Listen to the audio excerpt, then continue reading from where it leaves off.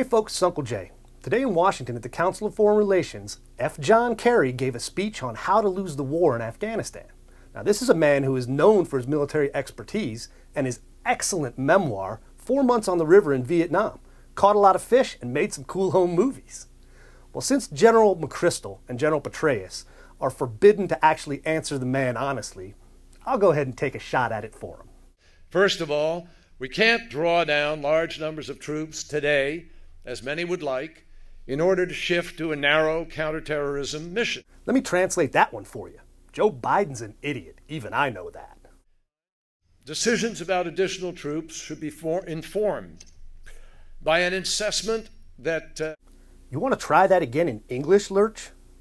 Assessment that takes into account the following three conditions. First, are there enough reliable Afghan forces to partner with American troops? At what rate? And eventually take over responsibility for security. Of course there aren't enough Afghan forces, you moron. Did you even bother to read my report? And the only way we're going to have time to recruit, train, equip, and field those forces is if the U.S. forces that are already competent get out and beat that insurgency down to a manageable level so that at one point the Afghans can gain the upper hand. The second question to ask is, are there local leaders that we can partner with? Hey, do you remember that little conflict in Southeast Asia where you did a tourist stint back in the day? How'd it work out for all those local leaders, the mayors and the village chiefs and the school teachers, when they rose up and the Viet Cong slaughtered them?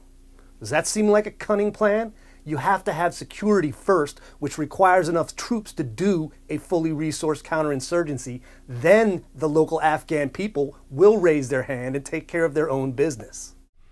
Third is the civilian side, which must be ready to follow swiftly with the development aid that brings tangible benefits to the local population. Hey, let me clue you in on something there you probably should already know from the cocktail circuit, jock.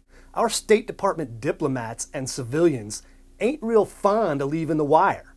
They're a lot happier at a cocktail party doing formalized lying in formal wear or sitting by the pool sipping tea and nibbling petit fours. You want them out in the field, somebody's got to go out and make it safe to go out in the field. We all know who that is, the U.S. military. So send them, we'll knock them down, and then the State Department and USAID can clean up afterwards. You know, it's a sad state of affairs when the strategic geniuses our president is relying on for advice consist of Joe Biden and F. John Kerry.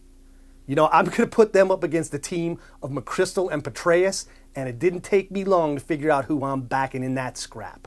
So pay attention, Mr. President, listen to your generals, and let Biden and Kerry get back to aggravating people in D.C.